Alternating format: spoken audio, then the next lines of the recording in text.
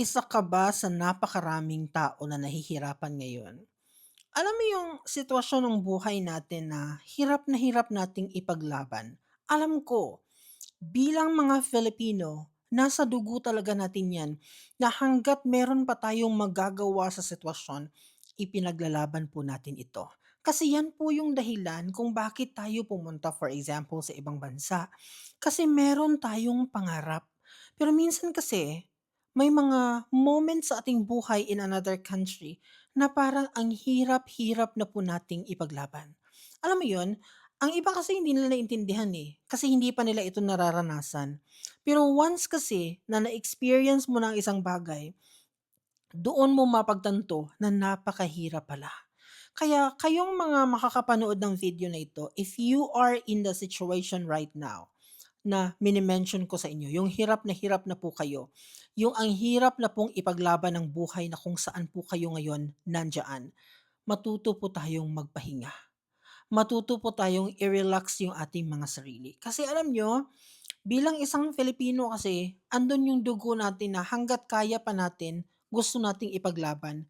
Even to the point na parang napabayaan na natin yung ating mga sarili. 'Di ba? May mga Filipinong ganito. Ang dami sa atin. Hindi natin iniisip yung sarili nating kapakanan. Kasi iniisip natin kung ano yung sasabihin ng mga tao, kung ano yung magiging mangyari after natin pinutol ang sitwasyon na ito.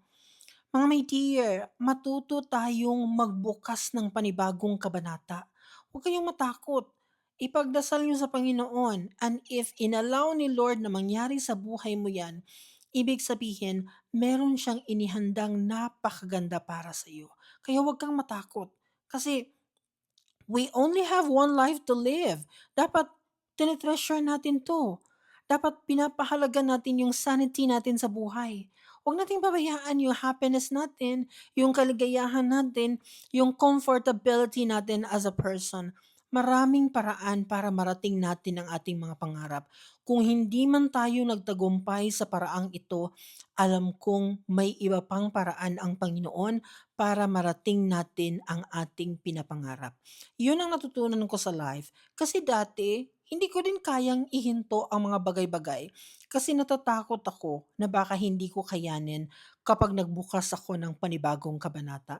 Pero along the way, natutunan ko hanggat hanggat buhay pa ako, hanggat humihinga pa ako, I know na may panibagong magandang kabanata na aking mai-experience. I'm so excited to open that one.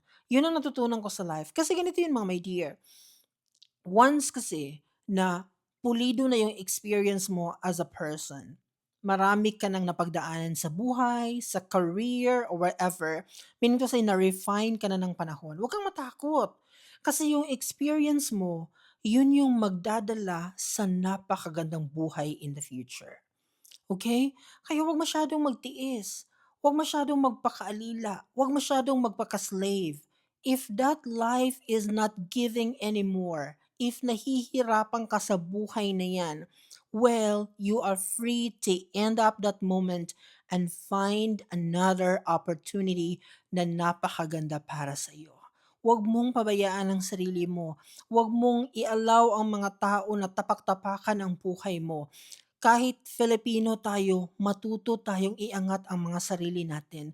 We deserve better. Alam mo yun?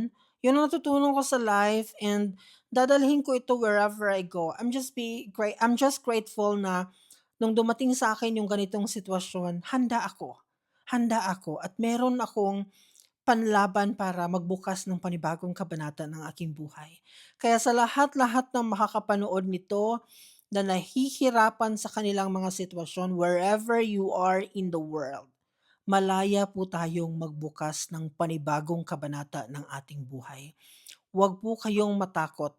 May Panginoon tayo. Manalig kayo sa Panginoon and God will give us a very beautiful opportunity na pwede nating ikaligaya habang buhay at patuloy pa rin nating mararating ang ating mga pangarap.